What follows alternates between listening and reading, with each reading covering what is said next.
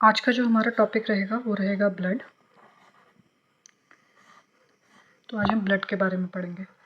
तो ब्लड जो होता है उसमें सबसे पहले लाइन हम जो लिखते हैं वो लिखेंगे that blood is a false connective tissue. अब देख लेते हैं कि कनेक्टिव टिश्यू का मतलब क्या होता है। जब कभी भी हम बोलते हैं कि कनेक्टिव टिश्यू का मतलब होता है कि वो क्या करता है, बॉडी के सारे ऑर्गन को क्या कर रहा है, एक दूसरे से जोड़ने का काम कर रहा है। जैसे हमारे पास क्या हो गया, ब्लड हो गया, बोन हो गया, ये किसका क्या करते हैं, एक पूरे बॉडी को क्या करते हैं, एक दूसरे से कनेक्ट करते हैं। तो उसको हम बोलते हैं कनेक्टिव टिश्यू। कनेक्टिव टिश्यू की कुछ प्रॉपर्टीज़ होती हैं। तो इसमें 3 प्रॉपर्टी हमें देखने को मिलती हैं। That is something which is made up of cells. वो क्या होता है, पर्टिकुलर उसमें क्या होती है, स्पेसिफिक सेल्स होते हैं, उससे मिलके बना होता है। और क्या होता है, उसमें क्या प्रेजेंट होते हैं, फाइबर प्रेजेंट होते हैं, और साथ में उसमें क्या प्रेजेंट होता है, मैट्रिक्स प्रेजेंट होता है। लेकिन ब्लड को हम यहाँ पे क्या बोल रहे हैं कि ब्लड जो है वो क्या है, फॉल्स कनेक्टिव टिश्यू है। तो फॉल्स कनेक्टिव टिश्यू इसलिए यूज़ करें क्योंकि ब्लड जो होता है उसमें क्या होता है, सेल्स भी होते हैं, मैट्रिक्स होता है, लेकिन ब्लड जो होता है वो क्या होता है, फाइबरलेस। तो इसीलिए हमारे पास क्या है, क्योंकि हमारे पास जो ब्लड होता है वो कैसा है, फाइबरलेस होता है, इसीलिए हम ब्लड को क्या बोलते हैं, फॉल्स कनेक्टिव टिश्यू। दूसरा पॉइंट हम लिखेंगे that blood is mesodermal in origin. Is mesodermal in origin. हम पढ़ते हैं कि हमारी जो बॉडी होती है वो जब हम मतलब फीटल लाइफ में हमारे पास 3 जर्म लेयर होती हैं। 3 जर्म लेयर पे हमने पढ़ा है एक्टोडर्म, एंडोडर्म और मीजोडर्म। इन्हीं तीनों से हमारा क्या होता है, बॉडी बनती है। पूरी जो बॉडी है वो इन्हीं 3 जर्म लेयर से बनेगी।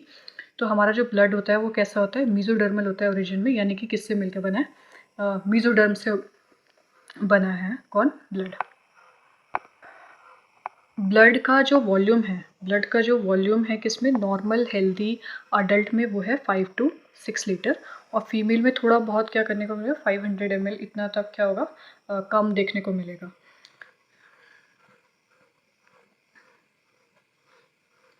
फिर इसके बाद हम देख लेते हैं कि इसका जो पीएच है, पीएच जो होता है वो कितना होता है, 7.4। 7.4 का मतलब क्या है कि पीएच कैसा है, स्लाइटली एल्कलाइन। स्लाइटली एल्केनाइन पीएच है।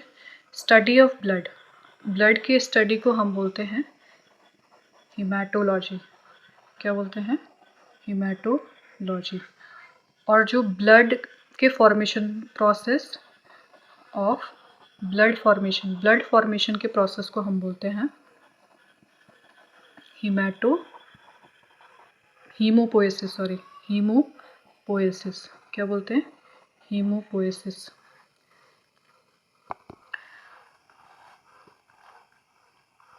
दूसरा हमारा जो अगला रहेगा, ब्लड का जो कलर है वो हमें देखने को मिला है कि कैसा होता है, रेड कलर का होता है। तो रेड कलर का भी हमें पता है कि किसकी वजह से, हमारे पास क्या है, रेस्पिरेटरी पिगमेंट है जिसका नाम है क्या, हीमोग्लोबिन। तो हीमोग्लोबिन की वजह से हमारा जो ब्लड का कलर है वो कैसा दिखता है, रेड दिखता है। फिर हमने एक चीज़ देखी थी, आर्टरी और वेन।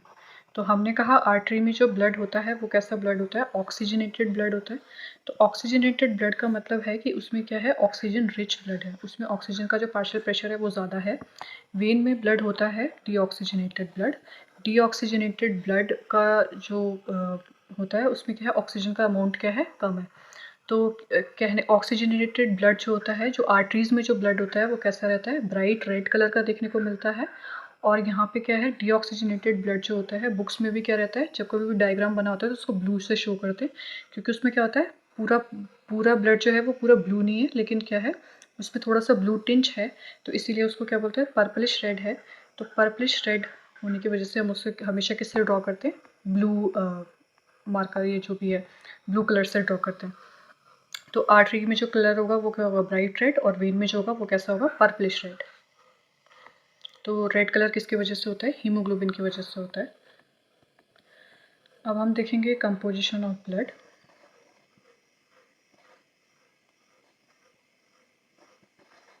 कंपोजिशन ऑफ ब्लड में हमारे पास है, 2 पार्ट्स में डिवाइड होता है। एक होता है प्लाज्मा जो कि बनाता है 55%, और जो हमारे पास है दूसरा है फॉर्म्ड एलिमेंट।